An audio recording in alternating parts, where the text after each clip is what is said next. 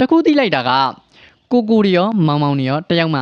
မကောင်းပါဘူးမိန်းကလေးများအတွက်မျက်ရည်နှစက်ပေါ့နော်အားလုံးပဲမင်္ဂလာပါဒီနေ့မှာတော့ဆီယမမယ်ညိုရေးထားတဲ့ငါကျူးလွန်မိတဲ့ကန်တပါးဟာမင်းပဲဆိုတဲ့စာအုပ်ကိုပြောပြပေးပါမယ်စာအုပ်က18ကြိမ်မြောက်ထုတ်ဝေထားတာပါအချစ်ဆိုတဲ့အရာကြီးကကိုယ်တိုင်ဖန်တီးယူတာမဟုတ်ပဲသူ့ဘာသာသူဖြစ်လာတယ်နှလုံးသားရဲ့ဆန္ဒတွေကိုဦးစားပေးမိတဲ့ကမ္ဘာပိုင်ယောက်ျားတစ်ယောက်ကိုချစ်မိလို့ဝစ်လေခဲ့တဲ့မိန်းကလေးတစ်ယောက်ရဲ့အခြေအကြောင်းကိုဖတ်ရမှာပါနောက်ပြီးဒီစာအုပ်မှာကကိုတစ်မျိုးမောင်မောင်တစ်မျိုးရတာနှစ်မျိုးပါပါတယ်ကဲဝတ္ထုအကြောင်းလေးကိုပြပြပေးပါမယ်ဖြူနှင်းမရဲ့တက်တက်လွင်ရဲ့အချစ်ဆုံးတငယ်ချင်းတစ်ယောက်အဆောင်တစ်ခုမှာအတူတူနေကြတယ်တော်တော်လေးလဲချစ်ကြတယ်ကျွန်တော်စဖတ်ခြင်းက GL စာအုပ်လိုတောင်ထင်သွားတာတကယ်တော့မဟုတ်ပါဘူးပုံမှန်ဝတ္ထုပါပဲမေယာသူတို့နာကလျှက်စစ်ပြင်စရာတယောက်ကိုချစ်မိသွားတယ်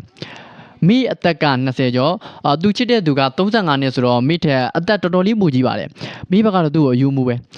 သူအလုပ်လုပ်နေတဲ့အချိန်ဆိုရင်ဝေယနာကနေပြီးတော့လှမ်းကြည့်တယ်မိအဆောင်နဲ့သူ့ဆိုင်နေကနီးနီးလေးကိုလှမ်းကြည့်ရင်ကိုမြင်နေရတာအကြောင်းမရှိအကြောင်းချပြီးတော့ပစ္စည်းတွေသွားဝယ်တယ်ဖြစ်ချင်တော့အဲ့လူစီမာကမိမရှိတယ်ဒါပေမဲ့သူတို့နှစ်ယောက်သားတယောက်ကိုတယောက်ချစ်မိသွားကြတယ်အဲ့ဒါကြောင့်လေငါကျူးလွန်မိတဲ့ကန်တပါးဟာမင်းမဲဆိုပြီးဝတ္ထုနာမည်ပေးထားတယ်လို့ထင်ပါတယ်